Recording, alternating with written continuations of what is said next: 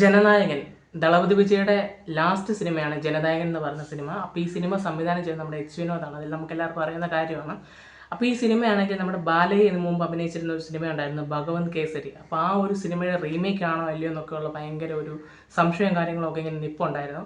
ഇപ്പോൾ ആ ഒരു കാര്യത്തിന് ഏകദേശം ഒരു ക്ലാരിറ്റി കിട്ടിയിട്ടുണ്ട്. അതും സംവിധായകൻ എച്ച് വിനോദിൻ്റെ ഭാഗത്തുനിന്ന് തന്നെയാണ് ആ ഒരു ക്ലാരിറ്റി പുള്ളി തന്നിരിക്കുന്നത്. പുള്ളി പറഞ്ഞിട്ടുള്ളതെന്ന് വെച്ചാൽ ഈ ഒരു സിനിമ ഭഗവന്ത് കേസരിയുടെ റീമേക്കേ അല്ല എന്നുള്ളൊരു ഇതാണ് പറഞ്ഞിരിക്കുന്നത്. ഇത് വിജയ്ക്ക് വേണ്ടി പുള്ളി ആ ഒരു ലാസ്റ്റ് പടം കറക്റ്റ് ഒരു ഫെയർവെൽ മൂവി എന്നുള്ള രീതിക്ക് എല്ലാം അടങ്ങിയ ഒരു ചിത്രമായിരിക്കും ജനനായകൻ എന്നാണ് അദ്ദേഹം പറഞ്ഞിരിക്കുന്നത്. അതായത് വിജയുടെ ടൈപ്പിലുള്ള കുറച്ച് കാര്യങ്ങൾ, അതായത് വിജയുടെ ടൈപ്പിലുള്ള മാസ് കാര്യങ്ങളൊക്കെ ഈ സിനിമയിൽ ഉണ്ടായിരിക്കും. അതുപോലെ തന്നെയാണെങ്കിൽ നിങ്ങൾക്ക് ഒത്തിരി ചിന്തിക്കാൻ ഉള്ള രീതിക്കത്തെ കുറേ സീനുകൾ ഈ സിനിമയിൽ കാണും. ഇമോഷണൽ ആയിട്ടുള്ള കുറച്ച് കാര്യങ്ങൾ കാണും. അതേപോലെ തന്നെ അവസാനമൊക്കെ എന്ന് പറഞ്ഞൊരു 15 മിനിറ്റോളം വിജയുടെ ഒക്കെ ഒരു ട്രിബ്യൂട്ട് കൊടുക്കുന്ന രീതിക്കാണെങ്കിൽ ചെയ്തു വെച്ചിട്ടുണ്ട്. അതും ഇങ്ങനെ കരഞ്ഞ് മെഴുകുന്ന രീതിക്കത്തെ കാര്യമല്ല, നമുക്കെല്ലാവർക്കും നല്ല രീതിക്ക് തന്നെ എൻ്റർടൈൻ ചെയ്യുന്ന ഇഷ്ടപ്പെടുന്ന രീതിക്കാണ് അവർ ചെയ്ത് വെച്ചിരിക്കുന്നതെന്നാണ് പറയുന്നത്. പിന്നെ ആക്ഷനും കാര്യങ്ങളൊക്കെ ഹെവി ഡോസിലുണ്ടായിരിക്കും, വയലൻസ് ഒക്കെ പീക്കിലുള്ളൊരു പടമായിരിക്കും എന്നാണ് അറിയാൻ സാധിച്ചത് നമുക്ക്. എന്തായാലും ഈ ഒരു സിനിമയാണെങ്കിൽ നല്ല രീതിക്ക് തന്നെ വർക്കൗട്ട് ആകുവാണെങ്കിൽ, ഇപ്പം നല്ലൊരു കളക്ഷൻ കിട്ടി. വിജയുടെ ലാസ്റ്റ് സിനിമ ആയതുകൊണ്ട് തന്നെ ഇത് എങ്ങനെയാണെന്നാലും ഈ സിനിമയ്ക്ക് നല്ലൊരു കളക്ഷൻ തന്നെ കിട്ടും.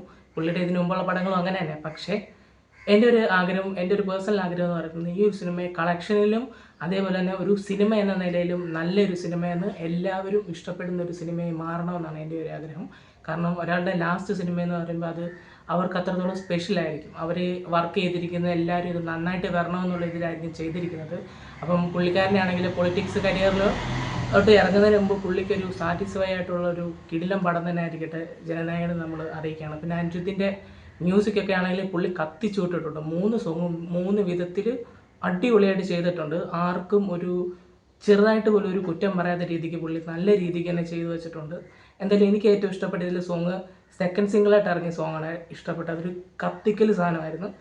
എന്തായാലും നമുക്കെല്ലാവർക്കും വിഷമമുണ്ട് പുള്ളിക്കാരനാണെങ്കിൽ സിനിമയിൽ നിന്ന് പോകുന്നത്. പക്ഷേ ജനങ്ങൾക്ക് വേണ്ടി ജനങ്ങളുടെ കാര്യങ്ങളൊക്കെ ചെയ്യാനായിട്ട് സിനിമയിലെ ടൈറ്റിൽ ആ ജനനായകൻ എന്നുള്ളത് പുള്ളി ഇപ്പോൾ റിയൽ ലൈഫിലോട്ട് പുള്ളി ജനനായകനാണെന്ന് തീരുമാനിച്ചിരിക്കുകയാണ്. അപ്പോൾ എന്തായാലും അതിനെ നമ്മൾ റെസ്പെക്റ്റ് തന്നെ ചെയ്യണം ഒരു തീരുമാനത്തിൽ. അപ്പം നമ്മുടെ ഇന്നത്തെ വീഡിയോ ഇത്രയൊക്കെ ഉള്ളൂ. അപ്പോൾ ഈ സിനിമ ഒഫീഷ്യലി റീമേക്ക് അല്ല എന്നാണ് എൻ്റെ സംവിധായകൻ പറഞ്ഞിരിക്കുന്നത്. എന്നാലും നമ്മൾ ജസ്റ്റ് ഇങ്ങനെ അങ്ങോട്ടും ഇങ്ങോട്ടൊക്കെ നോക്കും, ചെറിയ സാമ്യതകളൊക്കെ ഉണ്ട്. പടം ഇനിയും കണ്ടിട്ട് നമുക്ക് തീരുമാനിക്കാം ഡയറക്ടർ പറഞ്ഞ എത്രത്തോളം ശരിയായിരുന്നു എന്നുള്ളത്. അപ്പോൾ ഈ ഒരു സിനിമയുടെ ബുക്കിംഗ് ഒക്കെ 31-ാം തീയതി തുടങ്ങാൻ പോവാണ്. അപ്പോൾ ആരൊക്കെ ഈ ഒരു cinema first day first show book ചെയ്യുമെന്നുള്ളത് നിങ്ങൾ കമൻറ്റ് ചെയ്യുക. അപ്പോൾ നമ്മുടെ ഇന്നത്തെ വീഡിയോ ഇത്രയൊക്കെ ഉള്ളൂ. ബൈ.